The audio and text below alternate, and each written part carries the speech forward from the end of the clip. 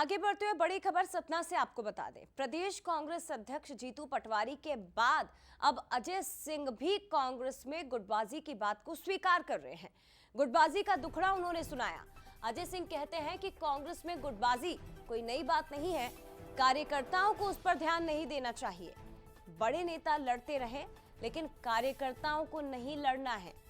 मुझे सतना से भी कुछ लोगों ने चुनाव हराया जो यहाँ बैठे हुए हैं, लेकिन अजय सिंह कहते हैं कि पुरानी बात भूलकर आप हमें आगे बढ़ना है। अब मध्य प्रदेश में भी गुटबाजी खत्म करनी होगी। आपको याद होगा इसके पहले प्रदेश कांग्रेस के जो अध्यक्ष है जीतू पटवारी, वो कैंसर तक कह चुके हैं कांग्रेस के अंदर की गुटबाजी को कि ये कैंसर की तरह पनप रहा है। और अब दूसरी तरफ अजय सिंह जैसे बड़े नेता भी गुटबाजी की बात स्वीकार कर रहे हैं।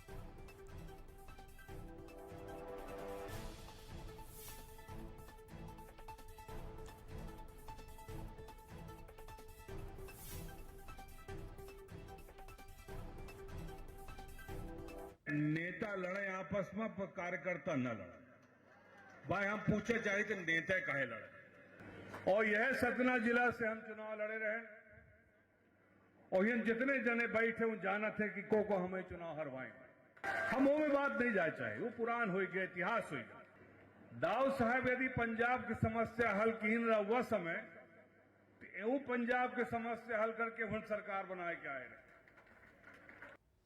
और चलिए इसी पर ज्यादा बात करेंगे। सीधे रुक करते संवाददाता सूरज शर्मा का हमारे साथ इस वक्त लाइव जुड़ गए हैं।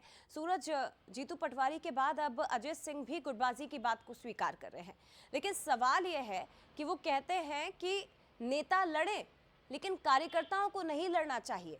जब नेता लड़ेंगे तो कार्यकर्ताओं का संदेश पॉजिटिव कैसे जाएगा, ये भी तो एक बड़ा सवाल है ना।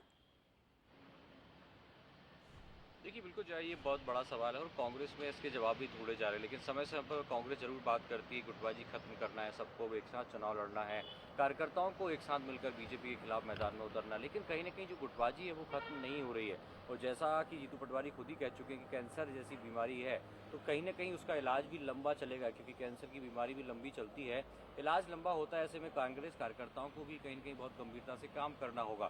तो जिस तरीके से हरीश चौधरी के सामने अजय सिंह ने अपना पुराना जो अनुभव वो साझा किया, क्योंकि 2014 में लोकसभा का चुनाव लड़े थे वो सतना जिले से और वहां पर हार उन्हें मिली थी। शायद यही कहानी खुले मन से वो कह रहे हैं कि जो लोग मंच पर बैठे हैं वो जानते हैं कि मुझे चुनाव किसने हरवाया था, लेकिन कार्यकर्ताओं से अपील की जा रही है कि जो मंच पर बैठे हैं वो भले ही लड़ते रहे लेकिन आपको एकजुट होना है। लेकिन यदि वो एकजुट कैसे हो पाएंगे जब उनके बड़े नेता भी अलग अलग क्षेत्रों में बटे हैं।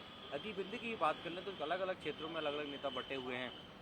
सीधी सिंगरौली की बात हो तो कमलेश्वर पटेल जो सीईसी के मेंबर भी हैं, सीडब्ल्यूसी के मेंबर अजय सिंह राहुल जो पूरा रीवा की बेल्ट से आते हैं, इसके साथ ही सिद्धार्थ कुशवाहा हो, ये जो अलग अलग क्षेत्र के नेता है वो अपनी विधानसभा के अलावा ही दूसरी विधानसभा में नहीं पहुंचते हैं। तो कहीं ना कहीं आपसी गुटबाजी तो कांग्रेस में जमकर है, लेकिन उसको खत्म करने के प्रयास भी किए जा रहे हैं और एग्जाम्पल भी दिया जा रहा है कि उनके पिता ने पंजाब में गुटबाजी खत्म की थी और शायद यही कारण है कि उसके बाद पंजाब में कांग्रेस की सरकार बनी। और यदि हमें मध्य प्रदेश में सरकार बनाना है तो कहीं ना कहीं गुटबाजी खत्म करना होगा और सबको जनता की सेवा के लिए सत्ता में आना होगा, तो उसको एकजुट होना होगा।